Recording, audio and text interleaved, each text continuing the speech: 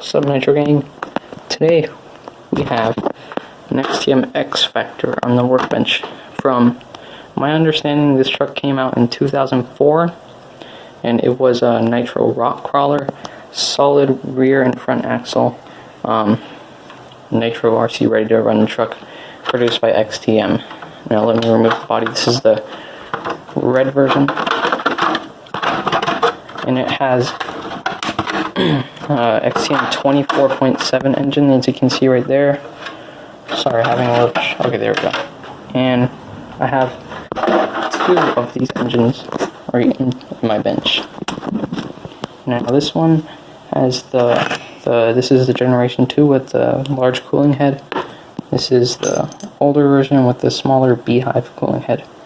Now these are 24.7 engines. And this one has a clutch and a clutch ball, and this one I think came off of Mammoth, judging by the clutch valve. Now this particular X Factor has four-wheel steering, so you can see this moves and this moves, and that is really unique. This is a really unique part of the X Factor, is the ability and option parts of the four-wheel steering. So this has 20 kilogram servos, front and rear, and has four-wheel steering. Now this one also boasts suspension on this part. Now these were usually from factory, these were fixed links, but the Pro line, the long versions these are the slash rear suspension. These will fit. So I have suspension all around everywhere where it's possible. Now this one has a problem of the engine. It was broken, and the one-way bearing, I have the entire backplate assembly taken off, but the one-way bearing housing cracked, and I can't find parts for this anymore. So I'm gonna have to do some engine swap. So I'll probably be using this 24.7 because this is a lot more black, but this seems to have better compression. This one I was able to turn it over, but this is not very good. Really loose. You can see I can just turn the flywheel with no pinch whatsoever. But this one, it's pretty. You can hear that. A nice little pop. So this one has a lot more compression and probably just run a lot richer. So that's why it's so black. So I have a bunch of afterrun oil, so that's why it's so shiny. You can see afterrun oil I use. Sorry about this giant EK4 cooling head. Put that on the side. Now you can see this head button is a lot more cleaner than this one. So I have no idea if this is just a new one. Probably is. And then also the cooling head is really sleek and nice and really clean. So that's really good. When these were sold as brand new, they came out in 2004, and they were discontinued shortly after, and they came as a ready to run with the 24.7 engine, and they had a high-tech aggressor AM radio system right here. And let me power on the system for you. Yeah, obviously the sensible thing to do would be to switch over to 2.4, but it still works. Nothing wrong with that. This power switch is kind of odd. You have to cycle it a few times. Yeah, it just turned off. Starting it is kind of weird. There we go. You can see the four-wheel steering is just really sick. And so these actually came from factory. They were optional to. They had an option part for the four-wheel steering, so they actually had steering caster blocks in there, so you can see the metal right there and right there, and these links would move like that, and there's a little servo horn right there that would move it. So it was just optional. I couldn't find parts. The the upgrade kit for the 4-wheel steering, so I just 3D printed a servo mount, and I just bought the last servo saver I could find on eBay. These things you can't find them anymore. So that was really lucky.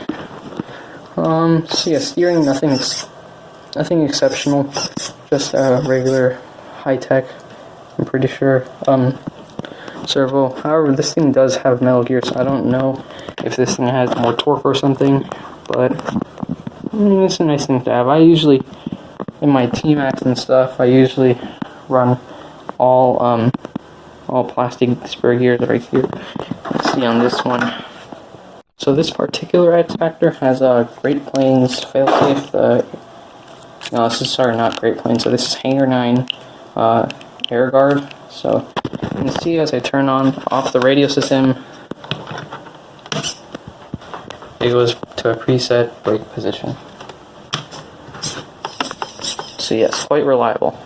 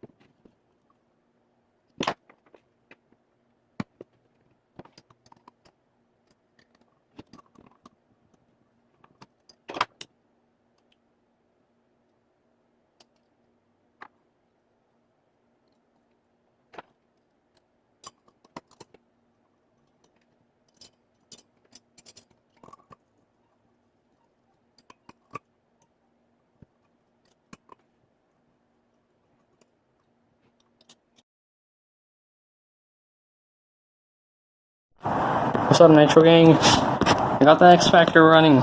So, this originally had the XTM upgrade, not really an upgrade, but it had a worm geared drill start. You can't really see it. But right now it has a pull start on there, so you can see the little handle there. And then, yeah, so I tried it with the worm gear starter plate, but it just wouldn't start after like 10 minutes of trying. And then I switched to the pull start, and I rewound this because the spring was in just exploded. So I rewound it, and then I converted to pull start, and it just started first pull. So yeah, it looks like the engine transplant was a success. Runs really good now. I haven't. It's really just night outside, so I can't do any speed runs right now. But I did get it started, so that's a really good place to start off for sure. So we're running just the regular high-tech aggressor, and let me start it up for you guys right now.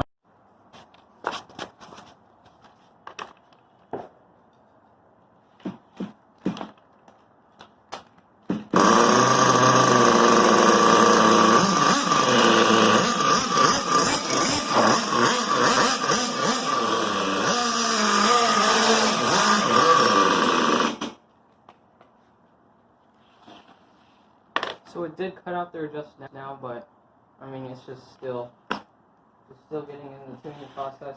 I did do the low speed, it just hasn't warmed up yet.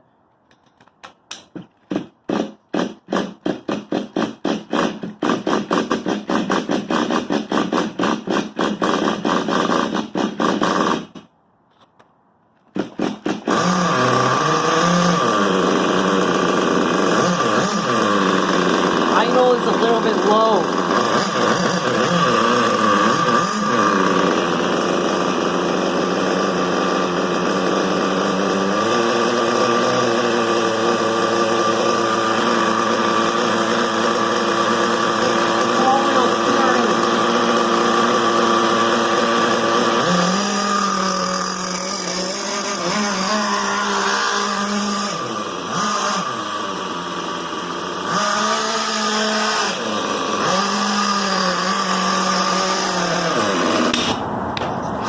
Yeah, so you can see it just cuts off a lot, so I'm going to have to do a lot of fine-tuning once I go to the track I go to.